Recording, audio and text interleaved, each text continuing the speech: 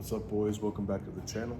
And in this video, I'm going to be telling you guys how to boost your social skills by 100 times with these 4 principles that I'm going to show you in this video. Now, this year in 2025, I've experienced the best dating and social life that I've ever had within my entire life. You know, I've built this group of friends. I have this group of friends where we're able to go out every single weekend, you know, just create memories with each other and just have a positive experience and enjoy life itself with the benefits of having friends. I've also developed the confidence to talk to women, make friends as women, with women, and being able to date and experience things with women. And I'm not telling you any of this to brag or show off. I'm definitely not the most social and extroverted guy out there, but I'm telling you this because I never had this until now. There was a time where I did not have these social skills and I did not have this confidence. I was actually so shy in middle school that I was known as the kid who didn't even speak. Now you've seen the social life that I've created and this dating life. Now I'm able to have the confidence and present to you these 4 tips, these 4 principles that have helped me increase my social skills by 100 times.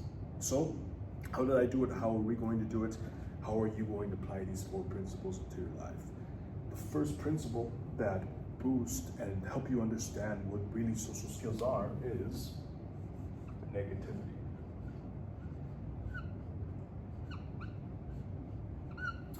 Now, you probably were not expecting this. You were probably thinking charisma, you know, be yourself or something to do with socializing.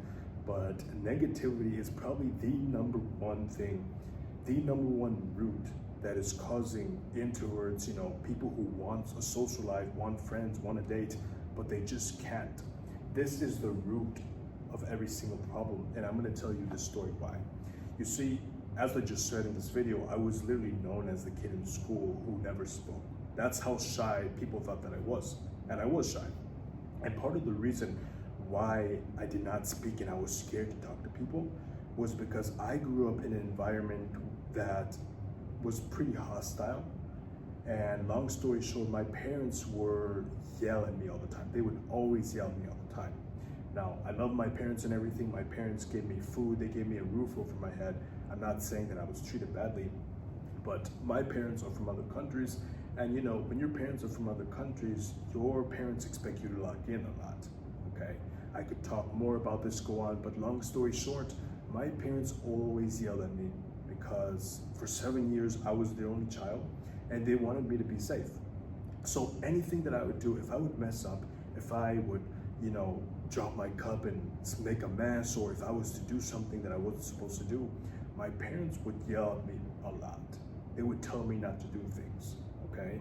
Now the reason why I'm telling you these things is because I was yelled a lot. I was always yelled at a lot, frequently yelled a lot. This caused lots of negativity, okay? And this negativity stayed on to me. It latched on to me. Because since I was yelled at my parents, I was yelled all the time. Whenever I did something, I became more cautious. I was really scared. I didn't know if somebody was going to yell at me or not. So this kind of like brainwashed me. It triggered me in a way where it's like, I need to be careful on every single thing that I do because I don't want to be yelled at. And because my parents did this to me, I thought this also applied to the real world. So because my parents yelled at me when I went into school, I thought people were also going to yell at me. I thought that if I was late for class, like just by a few seconds, I would get yelled at. You know, if I would accidentally talk too much in class, I was afraid I was going to get yelled at by the teacher. And this stems from one thing called negativity.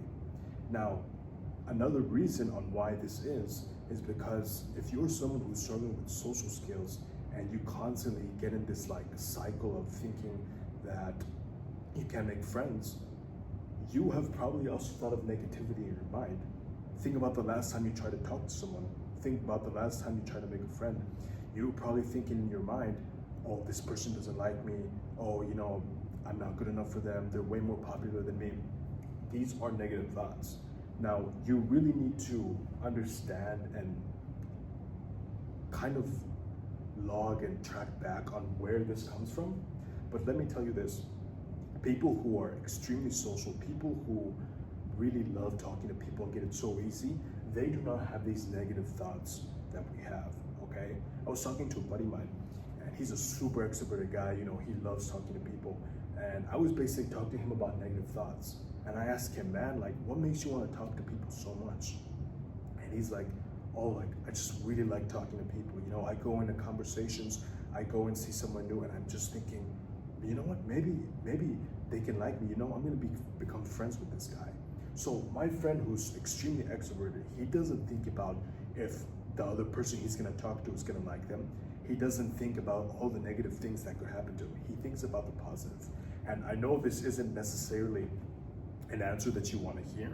This isn't the first answer you want to hear, but in order to become more social, I have started to become more positive on things, not thinking about negative things in my head, and being more positive in conversation. Number 2, the next principle that you are going to have to just work on when you're trying to improve your social skills is environment.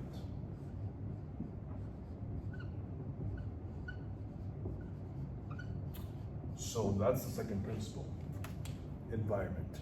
Now you might be questioning what this is, you might be like, what are you talking about? And this kind of stems from number 1. I'd say negativity and environment are 2 of the strongest principles that influence how each person speak, how we interact with people. And like I just said with the first one, because of the negativity of my parents just killed my social skills, it caused me to think in a way that I thought that every single person would be negative and yell towards me, even though it was just my parents. I was shy. And because of this, I was in an environment that did not allow me to be positive or be social. So with environment, with my story again, not only would my parents would yell at me, but my parents did not ask me the most questions. My parents would often kind of just not talk to me as much as other parents. And I know this because when I would have friends in middle school and high school, when I would go and sleep over with friends when I was really younger, I noticed that their parents always talked to their kids, like with conversations, asking them how their day was with school. And I was just like, my parents never asked me that. My parents never asked me how my day was or went deep into it. They just asked me if I was okay, gave me food, and that was the best that they could do because times were tough or whatnot.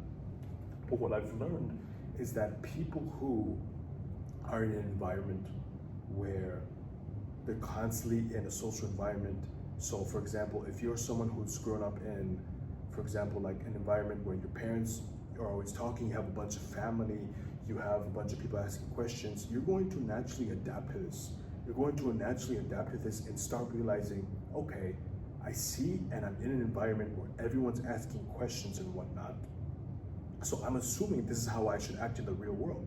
Because my parents are doing this, I need to act like this in school, with other people in public. And this is why these people have like a really social environment, are able to just conversate so well. So in my experience, I did not have that. Because I was not exposed to social skills and asking people questions in school, I went in with the mindset that I needed to be quiet, that people don't really talk to each other. And this totally killed me and was probably the reason, well, it is the reason why I wasn't able ever to make connections and talk to people in school. So you might be asking yourself, okay, I'm not in a social environment, I'm isolated most of the time, I don't have lots of family, how can I get in a social environment? And the best way to be in a social environment is watching TV shows, specifically heavy dialogue and comedy shows. Now, I'm gonna explain to you why this works. It probably doesn't seem like this works, but I'm gonna tell you exactly how this works. I recently just made a video on how I've used comedy shows and dialogue shows to improve my social skills. And long story short, how this works is because environments that we grow up in, environments that we adapt to, we are going to become like, okay? So if you're someone who's constantly isolated, like I just said, you're not exposed to lots of speaking, you don't have any friends, you don't have family, your family's not talking to you, you need to watch shows and social skills. And the reason why this works is, look at how we were raised as kids, okay? So when we're kids, right, we're constantly exposed to shows and movies, okay? So for example, when we all grew up, your parents played you that ABC song. They played you that Sesame show, that TV shows where they talk constantly so you can learn words in the English language. Think about it when you were way little. Think about like little kids in general. These guys are always talking. They're talking about the most like nonsense things in school, But this is because they're exposed to all these shows that are trying to get them to learn English or whatever language. We expose our kids to the ABC song, ABC shows so they can learn all these social skills. And that's a reason why watching a dialogue and comedy shows work. When you're constantly hearing witty humor, when you're constantly hearing people dialogue with each other, they're switching between ideas and conversation, you are going to pick up on these things and you're going to start becoming social like them. And this is going to help you extremely if you are not in a social environment like I was. It's like anybody has. In my experience, I've been using comedy and dialogue shows for a long time, and it's extremely helped me.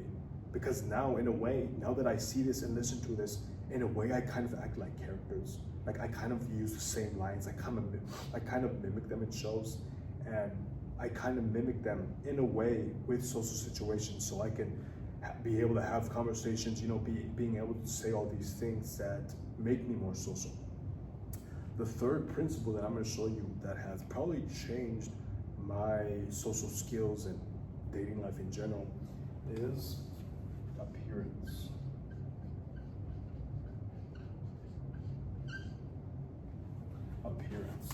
Appearance 100% matters when trying to build a dating life or a social life. Now you might be thinking, oh, but there's so many unattractive people that they're able to have a lot of friends, they're able to socialize, and they're not attractive. And I'm going to get on why that is. That's actually the last principle. But let me tell you something. Appearance 100% matters. I remember in middle school and high school, I would always get called ugly. I was overweight. And because of this, I started to feel negative towards myself. Because, if people are constantly saying things, you're gonna start believing them. There's a reason why people say the sun goes in the middle of the sky, in the afternoon at like 12 p.m., okay? Not only do we see that, but that's true, So if you're someone insecure about your looks, not only are you seeing it, are you hearing it, but it's probably true, okay? Now, the best thing that I can give for appearance, there's obviously, there's so many looks maxing tips, there's so many ways you can develop your appearance, but I'd say the number one easiest thing that you can do right now that's going to kind of mostly contribute to your social skills and dating life is getting lean, losing body fat. Now you might be questioning and wondering why this is. It's because obesity and fat rates play the biggest part in rejection and social skills. And I'm gonna tell you why this is. About 6 months ago, I was in my human resources class in university, and we were talking about hiring, okay? So, my professor's doing a lecture on hiring and everything. He's telling us how to get hired, how to basically go into an interview and get hired for my business management degree class, okay? And while he was doing this presentation, there was this thing that he pointed out that just stuck with me forever. So my professor was teaching, and he asked the whole class, okay, so you go into your presentation, you go into your job interview, what do you not want to do? What is the number one thing that you should not do or not have that will get you fired, that will not get you the job?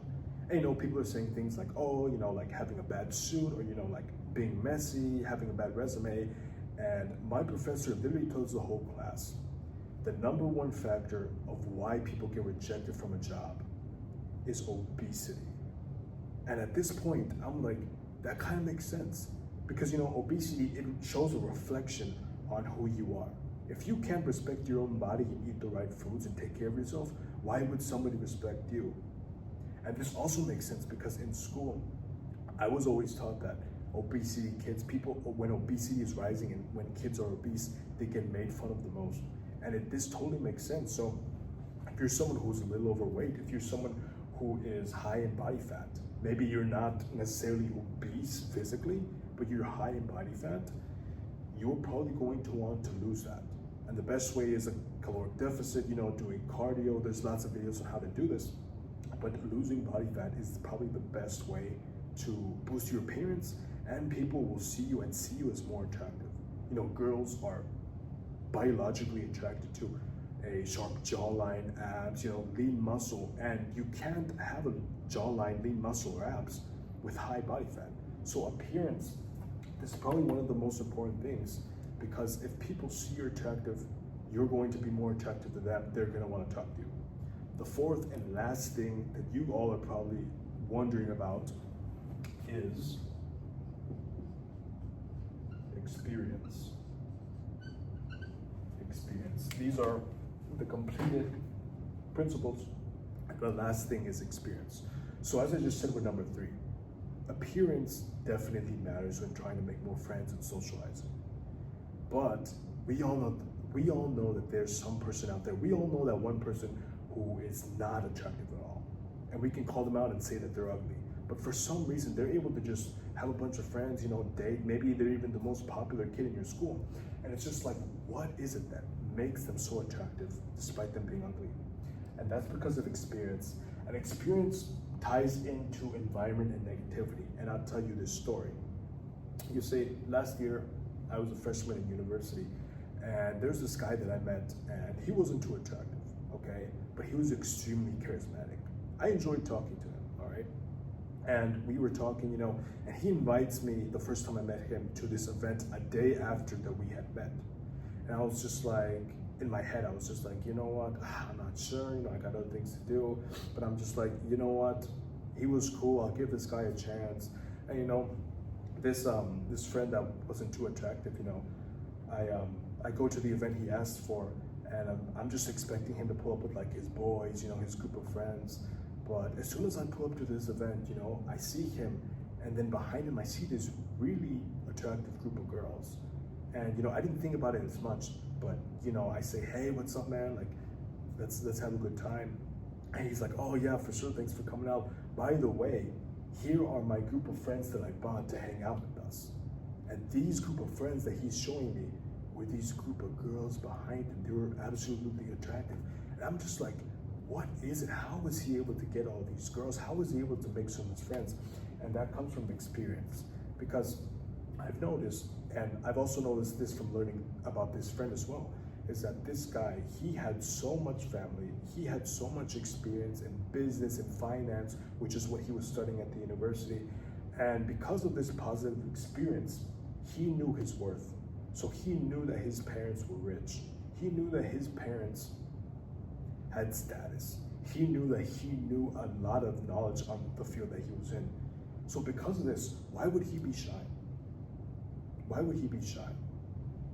If you were a millionaire right now and you kept everything the same, you would probably be a little more extroverted than you would right now, because you had money, you have the experience of making money. Why would you be shy whatsoever? So experience, when we go through hard times, when we know who we are, and when we learn things, those build us as a man. These experiences build us as people, compared to if you were just a loser, if you were just to lay in bed all day and not do much, not have any purpose in your life. It's gonna make you feel empty. It's gonna make you feel like you have nothing going on in your life. So these 4 things stem from being shy. And when you work on these things, these 4 principles, every single day, when you improve them to build yourself up, you're gonna start being more social. You're gonna start naturally making more friends, having a dating life without learning any lines, without any of that. Like, share, subscribe, and I'll see you in the next one.